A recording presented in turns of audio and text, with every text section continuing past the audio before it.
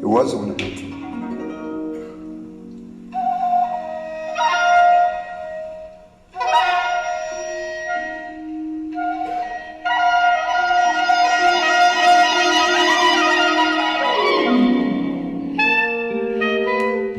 Think probably weighed a ton, right?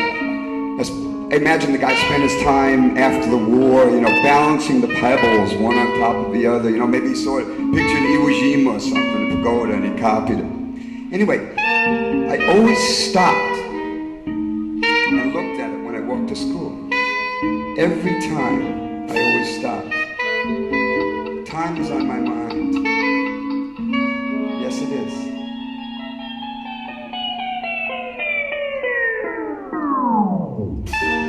It's unflinching, like. You know how people say, it marches on.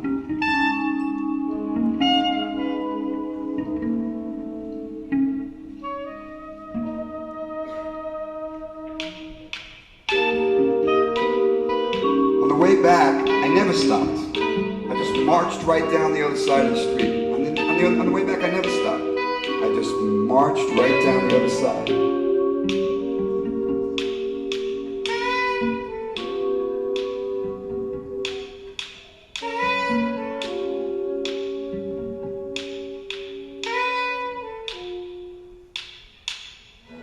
The modern student should understand that time and space are interchangeable.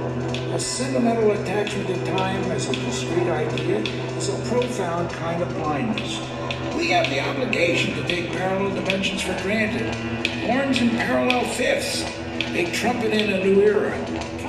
They trumpet in a new era.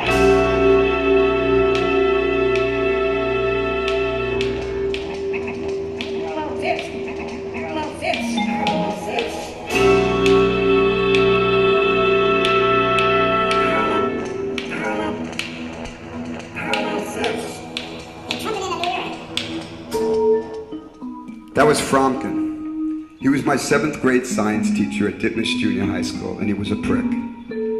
The thing was, though, we'd lock him in the science closet, and he'd yell that kind of stuff out.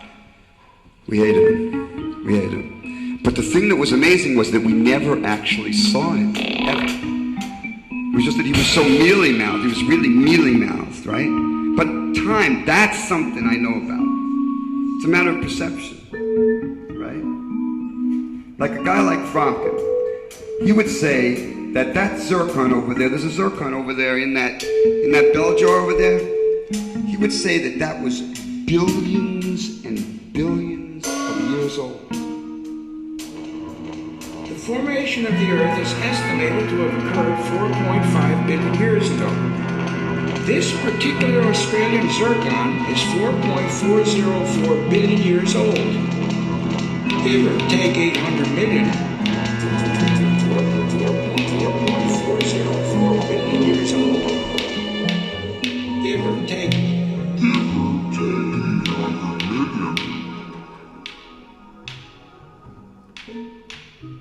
You know what? I'm going to take that 800 million because I'm back in Brooklyn now and I'm a scientist. I date things. Like you see, for instance, you see that Wilner's drugstore sign over there? It juts out from that jerk chicken place right over there. It's got that W and the blotches of black and gray over there. I know it says Wilner's. You don't know it, but I know it. Because 4 billion years ago, that jerk chicken place was a deli. And Mr. Wilner would give me enemas and secrets to take home for my mom. She was playing Camille.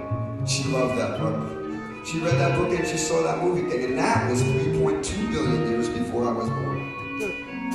Anyway, one of these days, Mr. Wilner gave me the enemas and secrets, and I still had to get flowers from the flower store, and the flower store is still there on the plaza, but it's run by these Pakistani people, and there's letters of a sign in Sanskrit, and it says,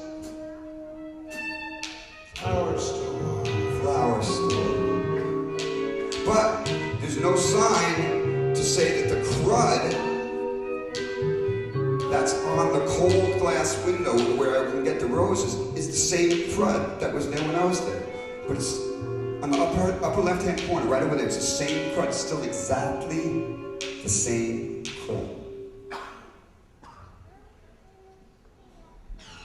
The supercritical material on the tetraidal zircon that has interacted with the liquid hydrosphere proves that there was crust and water and intact Earth.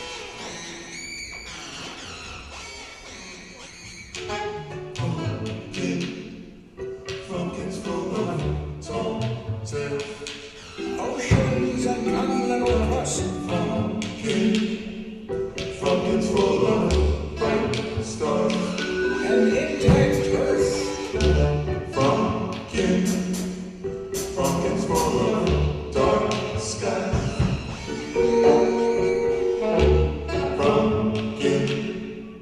Fucking full of them.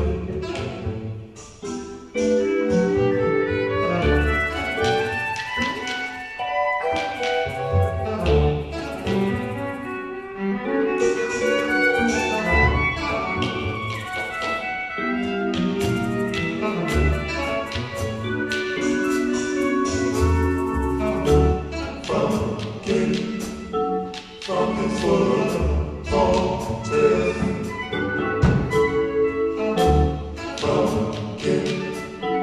Fucking full of bright stars.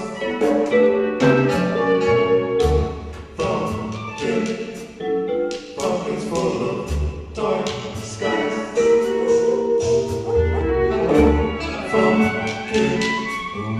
Fucking full of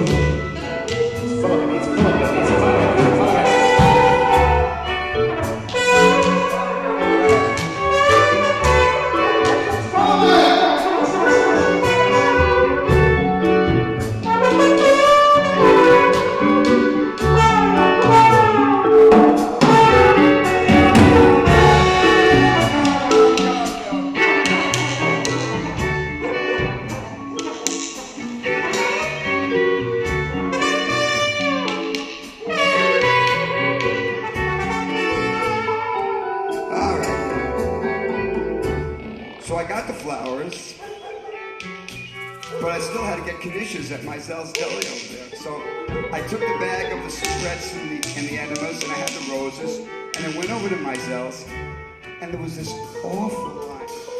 I remember there was this awful line. I was standing with all this crap in my arms, and the sun was going down, and I had to wait. I was like 8, and it was getting way dark, and I really had to wait.